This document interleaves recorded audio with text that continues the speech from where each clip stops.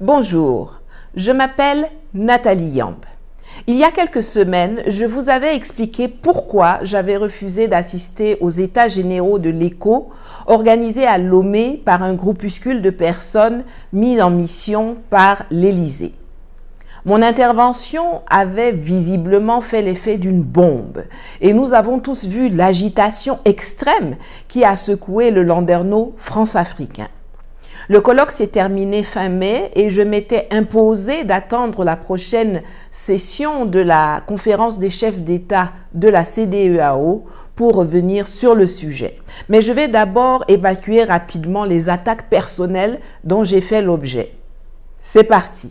Au lendemain de la diffusion de la vidéo, dont je vais mettre le lien ici, j'ai vu l'organisateur qui est commissaire de l'UEMOA, donc gardien du temple du franc CFA, et ses amis vouloir subitement me dénier la capacité de parler de la question monétaire en arguant que eux sont professeurs d'université et moi je ne serais qu'une activiste. Pourtant, c'est eux qui se sont battus pendant plus d'1 an pour que moi, Nathalie Yamb, femme politique, intellectuelle et activiste, vous pouvez même m'appeler Vigile si ça ne me gêne pas, je participe à leur événement à Lomé. C'est d'ailleurs avec mon image qu'ils ont commencé à faire la communication sur les participants à leur réunion.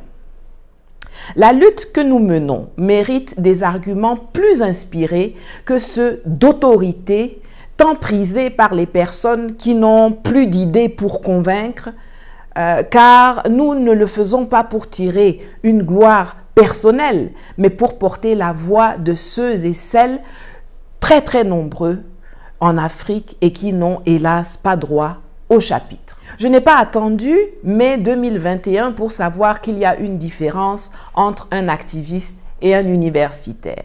Un activiste, c'est quelqu'un qui milite pour une cause et qui préconise l'action concrète. Un universitaire, c'est quelqu'un qui enseigne dans une université et qui fait de la recherche. Pas toujours, mais souvent.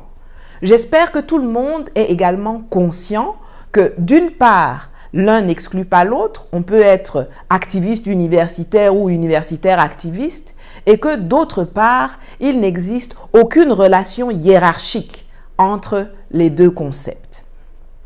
Ce qui est en jeu aujourd'hui, c'est le résultat de la lutte dans laquelle nous sommes engagés. Il ne s'agit pas de se faire tresser des lauriers à sa gloire personnelle, mais de remporter la bataille ô combien nécessaire de la libération et de la souveraineté de notre continent.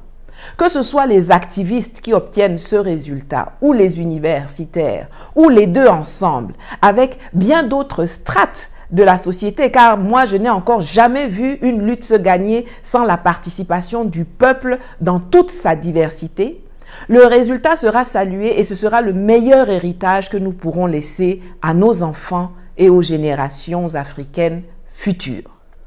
La vendeuse du marché du Mfundi, le Zemidjan à Cotonou, l'institutrice à Abidjan, le fonctionnaire à Libreville, la mère de famille à Brazzaville, le retraité à Bamako, l'artiste à Ouagadougou, le soldat à N'Djamena, le pêcheur à Bissau, le chauffeur à Bangui, l'étudiant à Dakar, le médecin à Niamey, le cultivateur à Nouakchott, l'entrepreneur à Bata n'ont pas besoin d'un doctorat ou d'un PhD pour savoir que le franc CFA et tout ce qu'il nourrit dans la sphère politique et économique ne leur a pas permis d'être riches, de bien se faire soigner quand ils sont malades, de progresser vers le meilleur et de léguer un patrimoine significatif à leurs enfants. Le professeur Mamadou Koulibaly, qui est un universitaire activiste et une sommité mondiale sur la question qui nous intéresse, le dit depuis toujours. Le franc CFA n'est pas du ressort exclusif des économistes. Il relève du domaine politique, culturel, historique, sociétal, communicationnel. Être économiste ou diplômé est loin d'être une garantie de fiabilité. Il y en a tant parmi eux qui oublient la vérité et les principes pour ne suivre que leurs instincts carriéristes corrompus et intestinaux.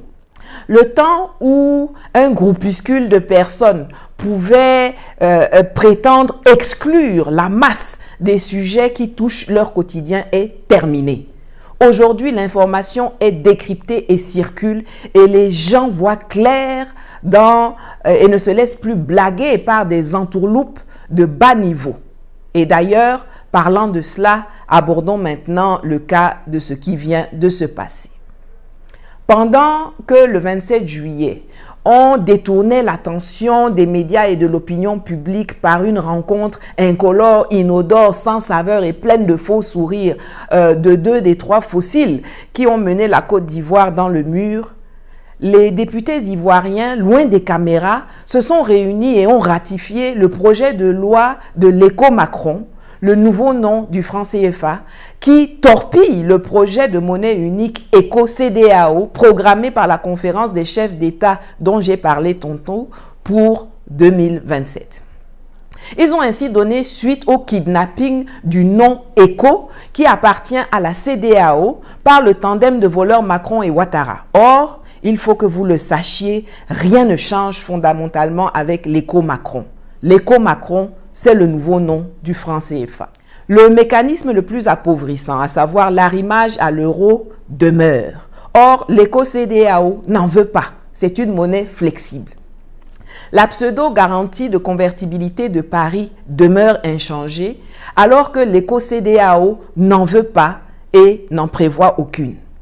La banque centrale de l'éco-Macron demeure la BCEAO, alors que l'éco-CEDEAO prévoit une nouvelle banque centrale fédérale. On nous annonce le départ des représentants français dont les supporters du franc CFA avaient d'abord nié l'existence des instances de la BCEAO. C'est un mensonge. Non seulement leur pseudo-départ a vu la création d'un mécanisme de surveillance mis en place par Paris qui continue d'avoir la main haute sur les décisions qui nous concernent, mais les nouveaux textes, en leurs articles 4 et 8, prévoient que la France peut à tout moment siéger formellement dans les instances. C'est donc toujours Paris qui gère l'éco-Macron. On prétend qu'on n'a plus l'obligation de centraliser 50% de nos réserves de change au Trésor public français. La belle histoire. Les esclaves qui sont nommés à la BCEAO continueront à le faire sur la base de la servitude volontaire et à l'insu des populations, car quand on leur pose la question, ils refusent de répondre. Sixièmement, on nous raconte la fable de 5 milliards d'euros qui sont en cours de transfert depuis la France vers la BCEAO. On nous raconte cette histoire depuis le mois d'avril, date de la virée du ministre français de l'économie à Abidjan. Nous sommes en août. 5 mois plus tard, on attend toujours de voir l'argent. L'argent ne vient pas. Pourtant, les transferts bancaires, ce sont des jeux d'écriture. C'est instantané. Tu cliques ici, 1 seconde après, c'est arrivé sur le compte là-bas. L'argent n'est parti de nulle part. Il ne peut donc pas arriver quelque part. Peut-être qu'il attend le métro pour venir. Sait-on jamais? Aucune trace de ces 3280 milliards de francs CFA. Aucune source nominative à l'origine de cette assertion mensongère, mais la plupart gobent cela. Quelqu'un s'est-il posé la question de savoir ce que ces 5 milliards d'euros représentaient? C'est quoi? C'est l'intégralité de nos avoirs? C'est un pourcentage? Lequel? Mensonge, mensonge, mensonge. Je ne vais pas la faire très longue cette semaine. Je veux juste vous dire de ne pas vous laisser ni distraire par les pièces de théâtre qui se jouent pour détourner votre attention des choses importantes, ni complexer par les pseudo-experts universitaires qui se contentent de se remplir les poches en exécutant les directives données par les Occidentaux.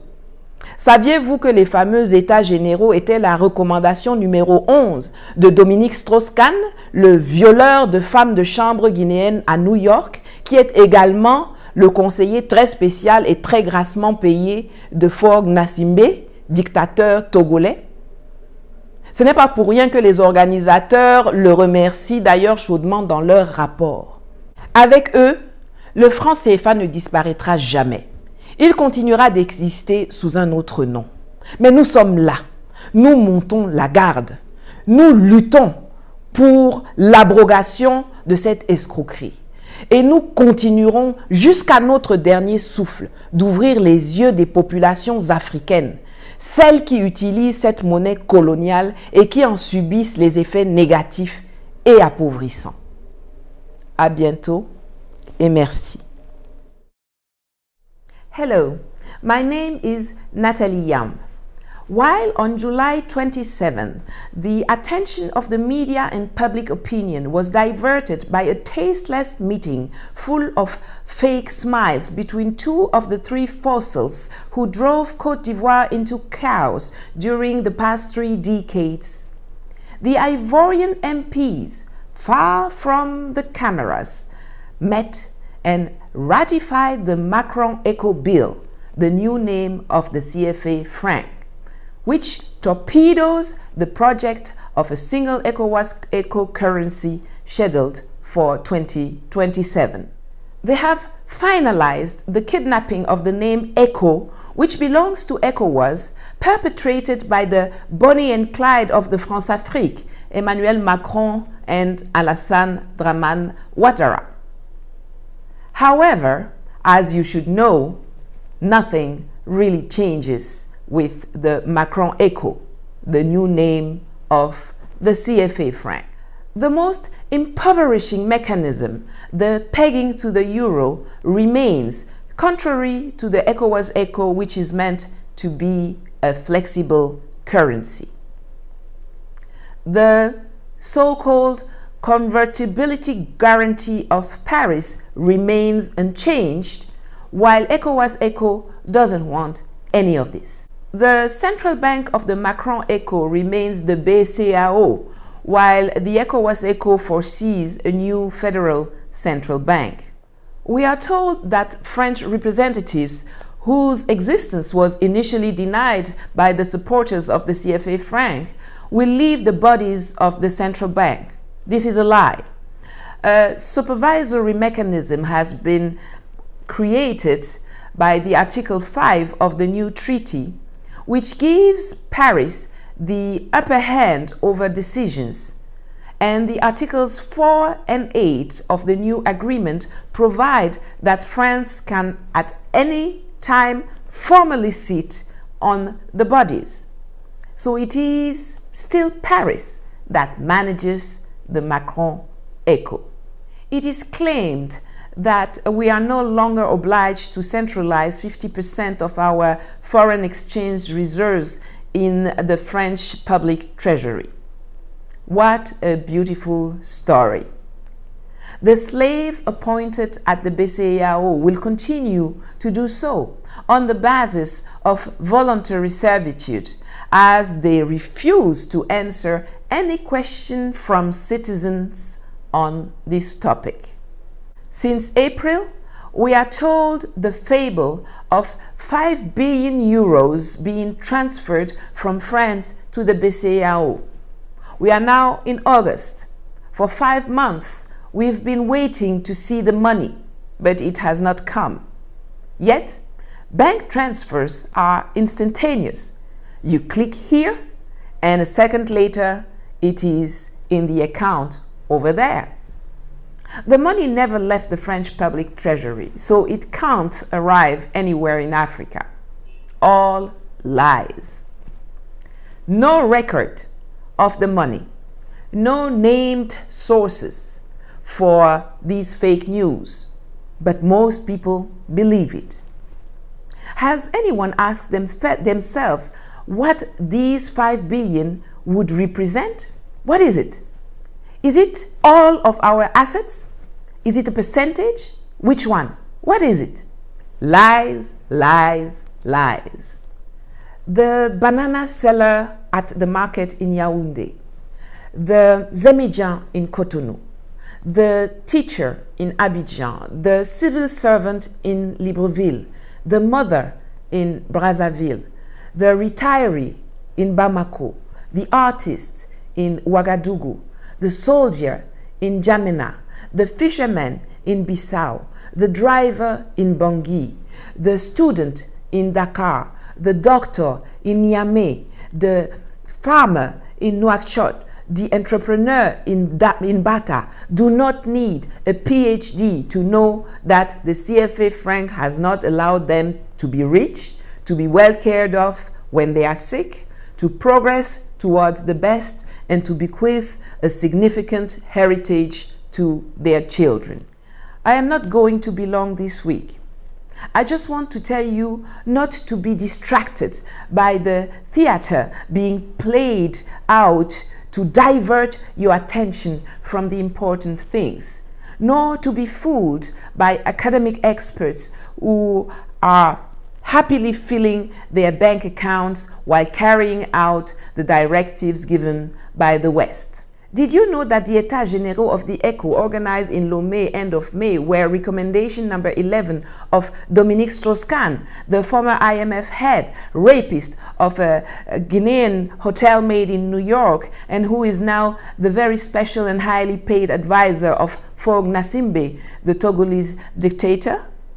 No wonder the organizers thanked him warmly in their report. With them, the CFA will never disappear. It will continue to exist under another name. But we are here, we stand guard, and we fight for the end of this swindle. And we will continue until our last breath to open the eyes of the African population, those who use this colonial currency and suffer its negative and impoverishing effects. Thank you.